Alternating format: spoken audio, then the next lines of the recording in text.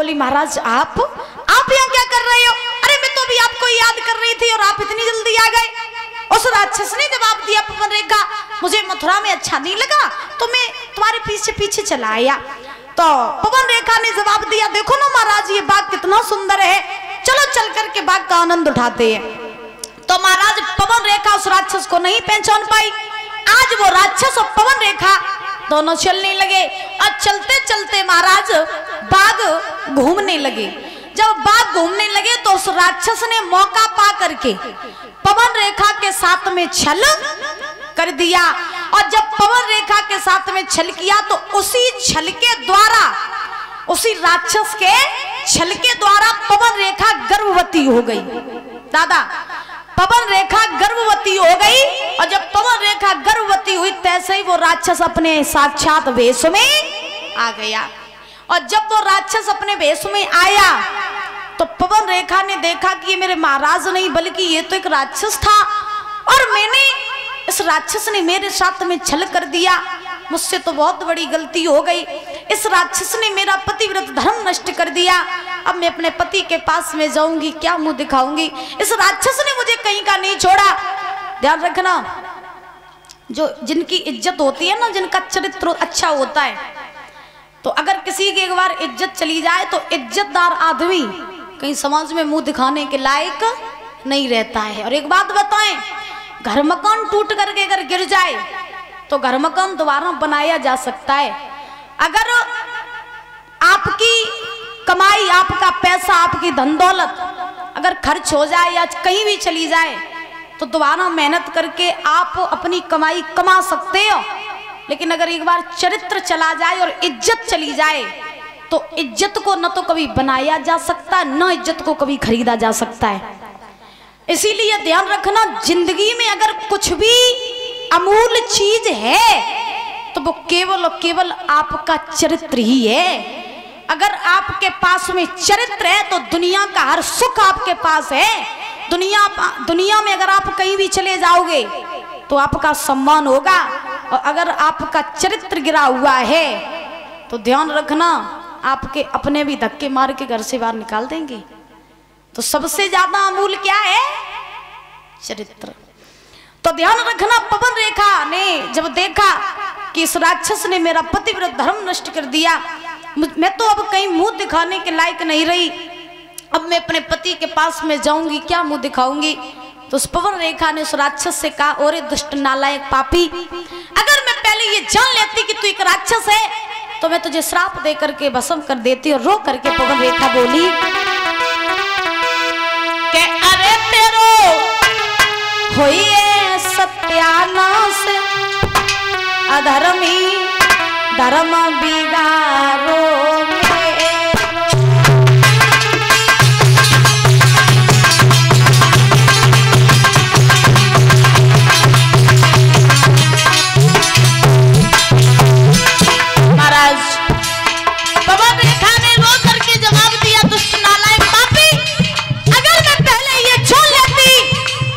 राक्षस है तो मैं तुझे श्राप दे करके भस्म कर देती, तूने मुझे कहीं का नहीं छोड़ा।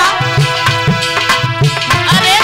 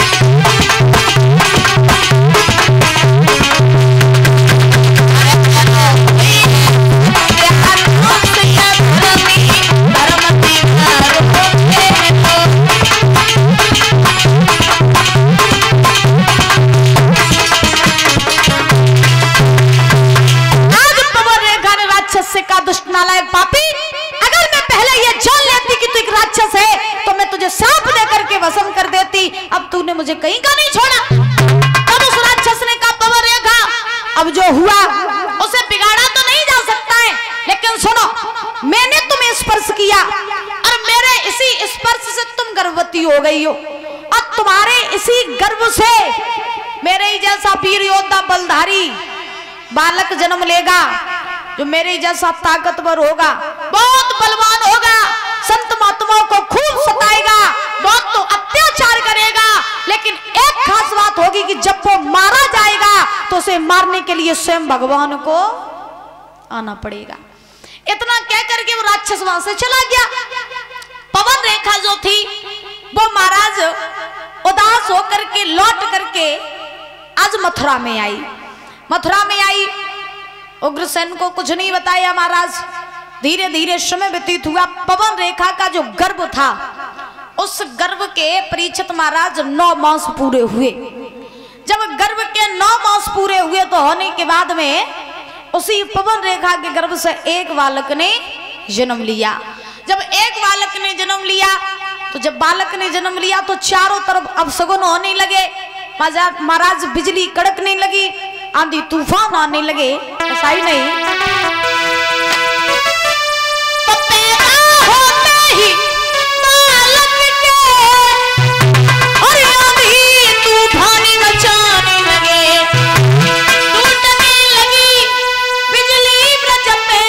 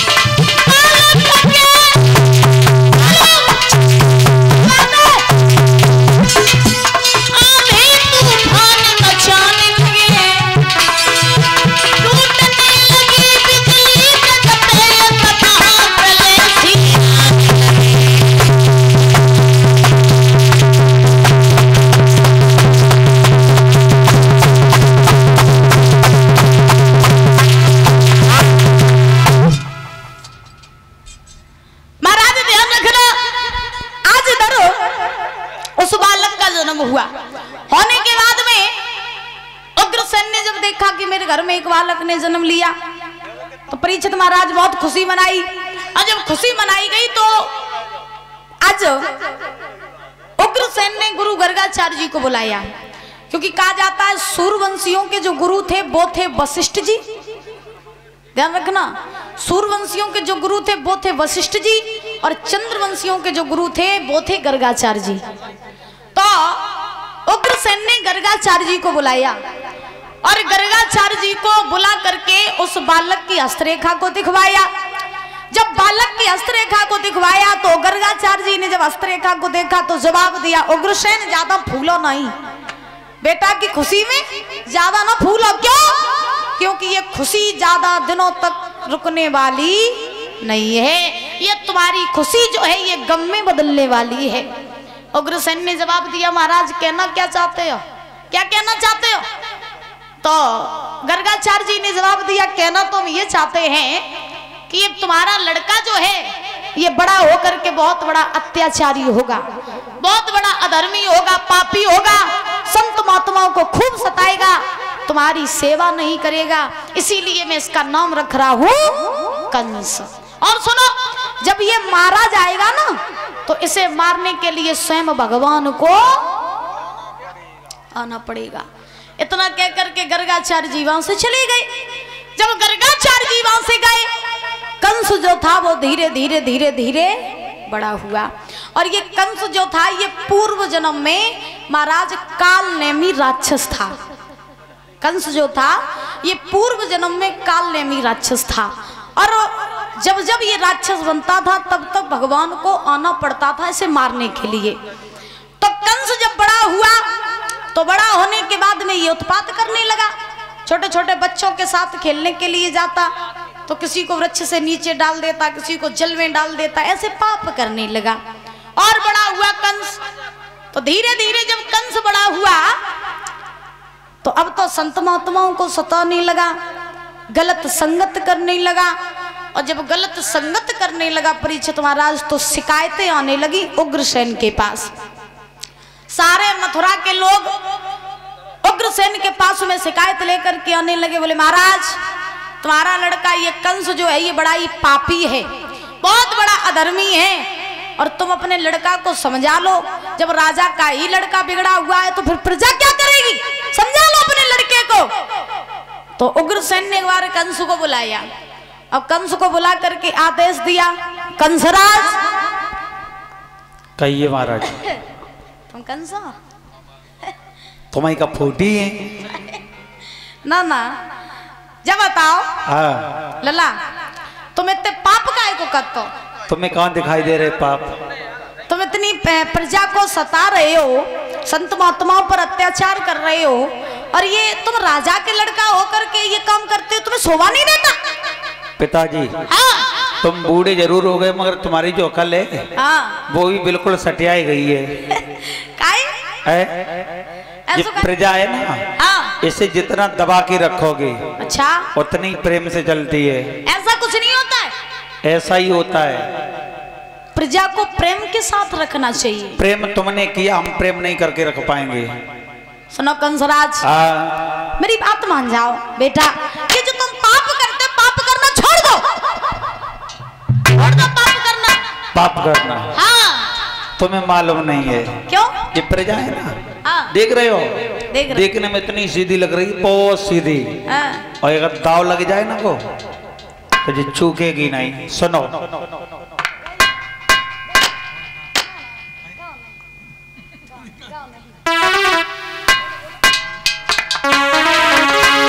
सुना बबुला, जब कोई किसी की ना माने तो हल मान जाए डंडे से।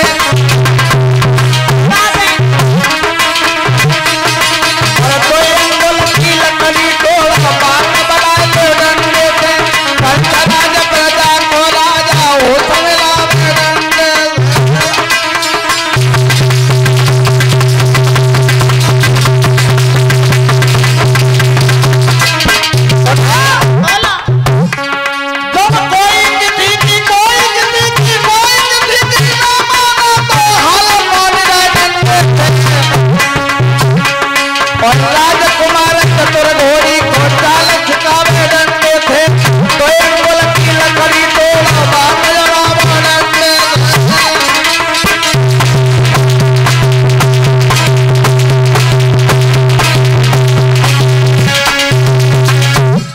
एक लकड़ी तोड़ो पतली सी। हाँ। तुम बूढ़े जरूर हो, तुम पे हाथ उठाएंगे तो समाज के लोग हमें गलत बताएंगे। अच्छा। तासु तुमसे ये कह रहे जो सर पे ताज रखे हो। हाँ। और ताले के हमारे सर पे रख दो, तई में फायदा है। ताज दे दे। लला जब अगर तुम ताज पहने नहीं हो तब तक तो तुम जीवन नहीं दे रहे प्रजा। तुम्हें मालूम नहीं है, जो बात न माने तो पे जी डंडा देखो तो तुम डंडा तो हमें मारे हो। बिल्कुल। अरे तुम्हें नहीं पता मैं तुम्हारा बाप हूँ, और बाप को कौन मारता है डंडे से? गद्दी के आगे बाप आप कछु नहीं देखो जा। अच्छा तो गद्दी लियो। बिल्कुल। परीक्षित महाराज ध्यान रखना, कंस ने उग्रसेन से कहा ये सिंहासन मुझे दे दो। उग्रसेन ने जवाब दिया हम नहीं देंगे। तो परीक्षित महाराज कंस ने आज उग्रसेन की भुजा पकड़ी, पकड़ करके सिंहासन से नीचे पटक दिया, उनका मुकुट उतार करके अपने सर पर धारण कर लिया, और करने के बाद में कंस जो है वो राजगद्दी पे बैठ गया। और कंस ने अपनी मंत्रियों से कहा सुनो मेरे बाप को ले जाओ और ले जाए के कारागार में डाल दो, बहुत गोलू आज कर लो, अब आराम करने की जरूरत है। गोलू देर ना करो, उठाए ले और नीचे पटक दिया, फिर पीछे डाल आओ। बिल्कुल आदेश का पालन करो ना, देर के पापा है ना। तो महाराज ध्यान रखना, कंस ने सेनापतियों से कहा मेरे बाप को ले जाओ कारागार में डाल दो, बहुत राज्य कर लिया, अब आराम करने की जरूरत है। सो